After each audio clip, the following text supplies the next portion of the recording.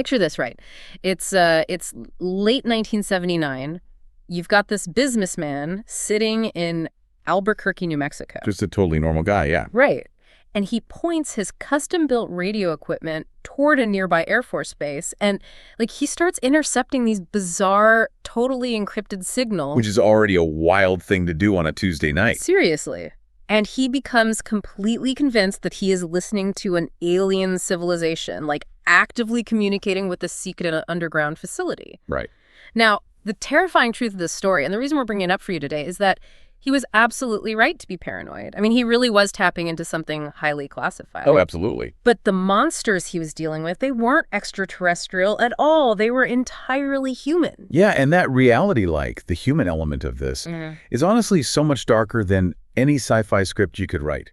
Because what we're really exploring today is the anatomy of a conspiracy theory. We're looking at how actual terrestrial government secrecy, combined with, a deliberate psychological operation, can completely manufacture a modern myth. And man, what a myth it is. I've got this massive stack of notes right in front of me. We're talking declassified documents, geographic surveys, and just some of the most elaborate folklore you will ever hear. So, welcome to today's custom-tailored deep dive. We designed this one specifically for you, the listener. We really did. Our mission today is to sift through decades of, science fiction to find the surprising, documented, and honestly chilling truths hiding underneath a tiny town called Dulce, New Mexico. So, okay, let's unpack this. Well, let's start with the geography, because the physical space is super crucial here. Dulce is a very real, very small town. Right. We're talking a population of about 2,600 people. It sits right up near the Colorado border on the Jicarilla Apache Nation Reservation. It's out there. Oh, it is incredibly remote. It's quiet. And it sits right in the shadow of this massive, just imposing geological formation known as Archuleta Mesa. Right. And if you're looking at a map, it's the exact kind of isolated, rugged landscape where, you could easily convince yourself something is hiding out there, which kind of brings us to the core claim, right? Yeah, the big one. Believers don't just think there's a dusty old bunker out there. The lore insists there's a sprawling 7-level secret underground base right beneath Archuleta Mesa. 7 levels. 7 levels. Operating as a joint venture between the U.S. military and extraterrestrials since the 1950s.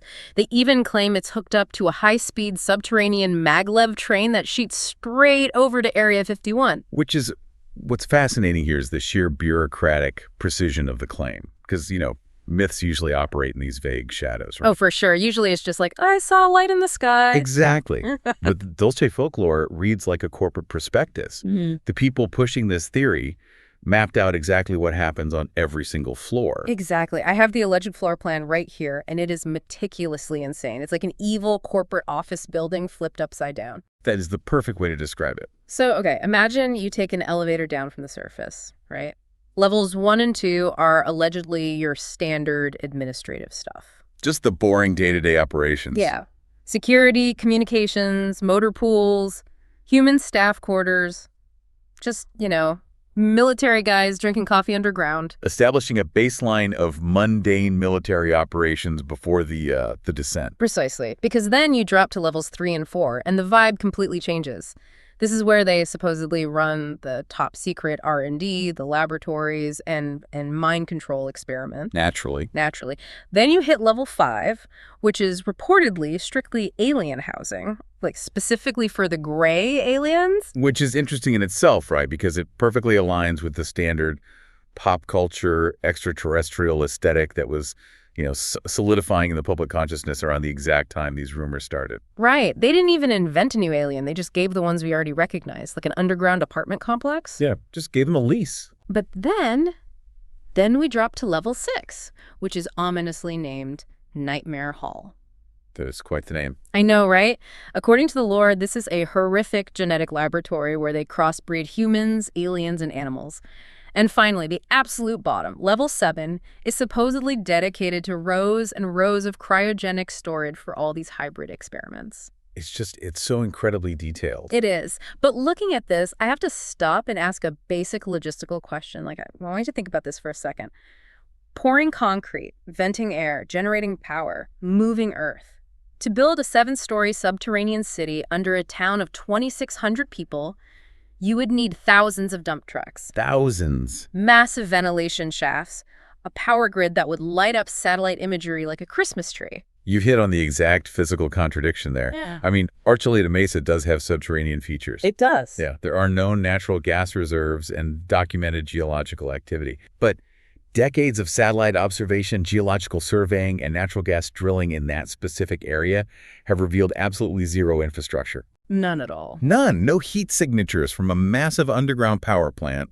No giant ventilation fans. No mysterious convoys of construction equipment. Which makes me wonder, I mean, if this place is logistically impossible and physically invisible, how did we even get this incredibly detailed 7-level floor plan in the first place? I mean, who drew the map? Well, it didn't just materialize out of thin air.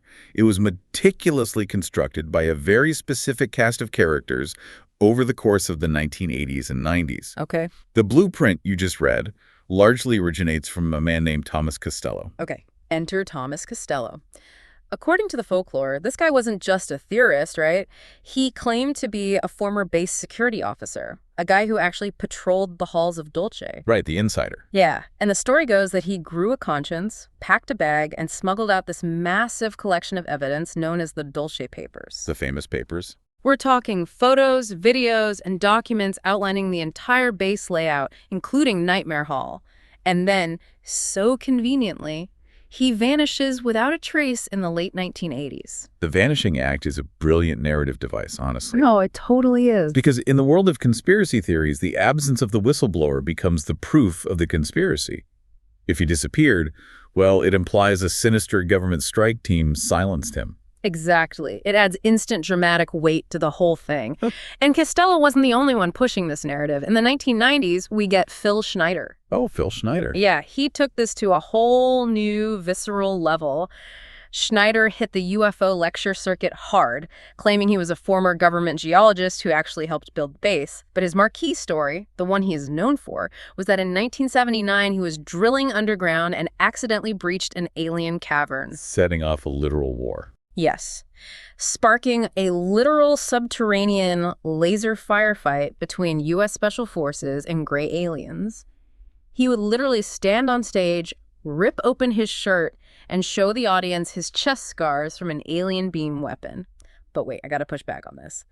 A literal laser firefight with aliens? How do you even explain that on a resume? You really don't. I mean, he was a very compelling speaker, but this is where we have to pause and critically examine the messengers. Right. Because when you actually dig into their credentials, the foundation of the entire Dulce myth completely crumbles. Let's start with Thomas Costello, the man who supposedly smuggled out the definitive proof. The security guard. Yeah. There is absolutely no verification that a human being named Thomas Costello ever existed. Wait. You're telling me the star witness, the guy who literally fapped out the 7 levels, is a ghost? Completely. No employment records, no tax records, no birth certificate, no confirmed photographs. That's wild. And what about the Dulce papers he supposedly smuggled out? Yeah. To this day, no original physical copies of these papers have ever been authenticated by any independent investigator. It's just photocopies of sketches passed around in 1980s zines. So it's just a game of telephone, copies of rumors. But what about Phil Schneider? I mean, he was a real guy, actually standing on a stage showing off stars. He was a real person, yes. But independent investigators have completely dismantled his background. There is zero verified record of his claimed government employment. None. No proof whatsoever he was a government geologist or involved in deep underground construction.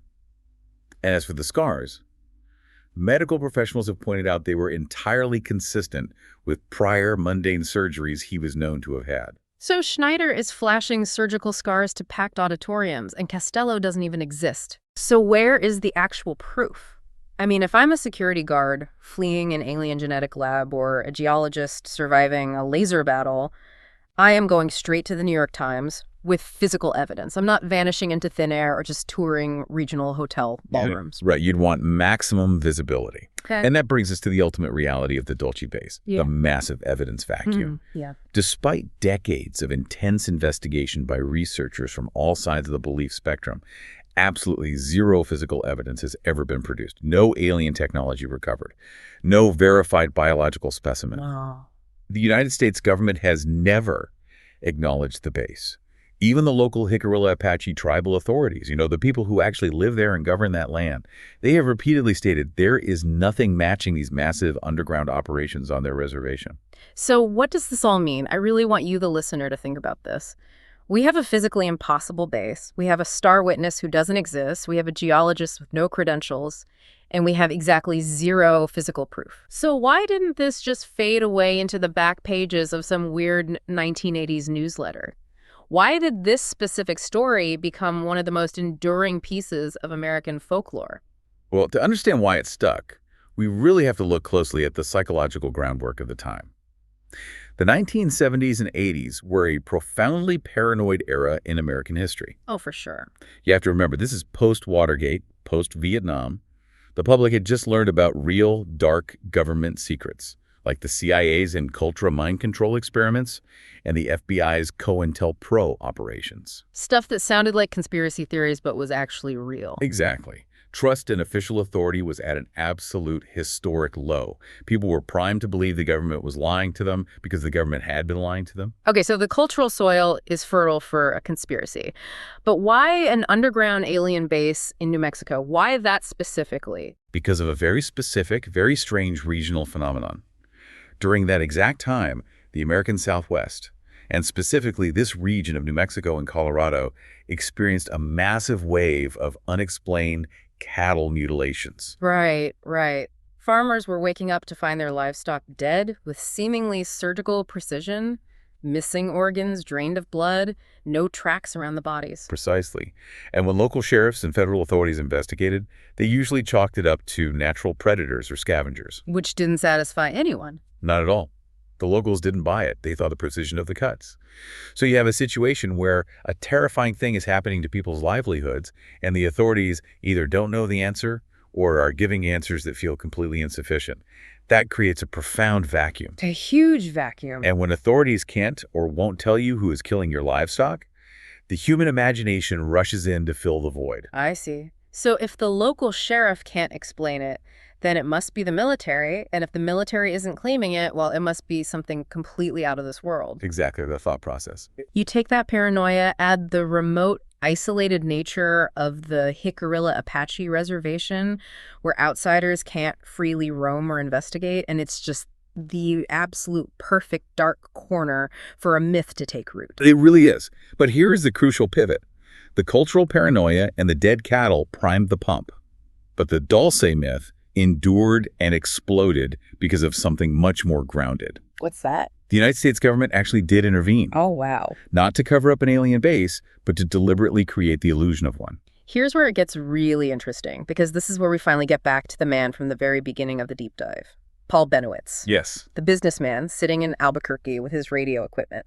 How does he fit into this whole puzzle? Paul Bennewitz is the tragic genesis of the entire Dulce legend. He was an incredibly bright guy, a physicist, a businessman, and a very dedicated UFO researcher. In 1979, he set up his custom-built equipment near Kirtland Air Force Base in Albuquerque, and he started intercepting strange electromagnetic signals and observing bizarre lights over the base. And he thought it was aliens communicating with an underground facility. He did. But the declassified reality is that Bennewitz was genuinely intercepting highly classified Cold War military projects. So he actually found something. His equipment was real, and his intercepts were absolutely real. The U.S. military was testing advanced experimental technologies, likely drone prototypes, secure communications, or advanced radar tracking systems. Oh, wow. So he's accidentally spying on cutting-edge human secrets. Exactly. And the Air Force Office of Special Investigations, the AFOSI, realized they had a massive national security problem on their hands. A civilian had effectively cracked their secure perimeter from his living room. Okay, hold on. If I'm the military and some guy in Albuquerque is tapping into my Cold War radar systems, I'm knocking on his door, confiscating his gear, and throwing him in federal prison under the Espionage Act. Why didn't they just arrest him? Because in the intelligence world, arresting him confirms that what he found is real and valuable. Oh, I see. Yeah, it draws a massive spotlight to the exact technology you're trying to hide. So the AFUSI chose a much darker, much more manipulative tactic. They decided to exploit his pre-existing belief in UFOs. Oh, no! Instead of shutting him down, the AFUSI actively engaged him. and deliberately fed him false information about extraterrestrials and secret underground bases. Wait, how exactly did they do that? Like, practically? The mechanism of the gaslighting was incredibly thorough. AFC operatives actually met with Benowitz. They fed him forged government documents that appeared to confirm his alien theories. You're kidding. No, and they gave him computer software that supposedly decoded the alien transmissions he was hearing, but the software was literally rigged to output sci-fi gibberish. They even brought him onto the base to look at mundane anomalies and told him they were extraterrestrial craft. That is, it's the ultimate gaslighting. It's like a magician's sleight of hand, right? The military realizes Benowitz is looking right at the coin in their left hand, the real Cold War tech. So they create a massive, flashy explosion of sci-fi nonsense in their right hand to completely distract him. And tactically, it works flawlessly. By flooding him with elaborate rumors about a massive underground alien base at Dulce, they completely discredited him. Right, because nobody would believe him. Exactly. If Paul Benowitz goes to the New York Times and says, "I've discovered a vulnerability in a new military radar system," that is a massive, damaging story. But if he goes to the press and says, "I've discovered a 7-story underground alien base where Greys are doing genetic experiments in Nightmare Hall," he's instantly dismissed by the mainstream as a crackpot. And the classified terrestrial projects remain totally safe. Exactly. That is just so incredibly cruel. I mean, they took a brilliant guy who stumbled onto something real, and they essentially weaponized his own mind against him. They drove him deeper into the conspiracy just to protect a radar system. And that is the true human tragedy I mentioned at the start. This wasn't just a harmless prank. The relentless gaslighting, the forged documents, the constant surveillance by intelligence agents, it completely broke Paul Benowitz. Oh, so sad. He suffered a severe mental health crisis. His paranoia consumed him. His life completely fell apart, and he was eventually hospitalized for psychiatric treatment. The United States government deliberately drove a civilian to the brink of insanity to protect a military secret. Man, and what's wild to me is that the AFOSI didn't just ruin one man's life. They accidentally birthed a monster. It really did. They handed him the foundational pieces of the Dulce myth, the underground base, the government treaty with aliens, the genetic experiments. And once Benowitz shared that with the UFO community, it took on a life of its own. It mutated. Guys like Thomas Costello and Phil Schneider just grabbed the baton and ran with it, adding the floor plans and the laser fights. If we connect this to the bigger picture, the AFOSI's deliberate disinformation campaign explains perfectly why believers today so passionately distrust official government denials. Right, because the government says, we don't have an alien base in Dulce, and the believers can look them dead in the eye and say, yeah, but you lied to Paul Benowitz. Exactly. You literally forged documents about alien bases. Why should we believe you now? Precisely. And it's not just the Benowitz affair. We mentioned the 1970s paranoia earlier. The U.S. government does have a real documented history of intense secrecy and bizarre projects. Oh, absolutely. We know Area 51 is a real, highly secure facility, even if it's for experimental aircraft like the U-2 and the SR-71 Blackbird, rather than, flying saucers. Right. We know about the very real horrors of MKUltra. We know there are massive, real underground military facilities designed to survive nuclear war, like the NORAD complex built deep inside Cheyenne Mountain.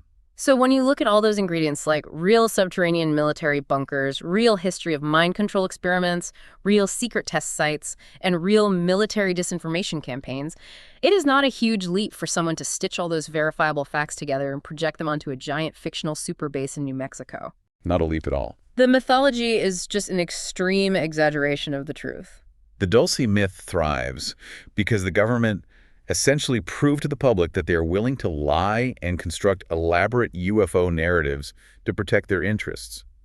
When the authority figures are caught red-handed manufacturing a sci-fi conspiracy, the public completely loses the ability to discern where the lie ends and the truth begins. It creates a permanent wilderness of mirrors. Which brings us to the end of today's deep dive. Let's just recap what we've actually uncovered here. You start with a quiet town of 2,600 people on a remote reservation.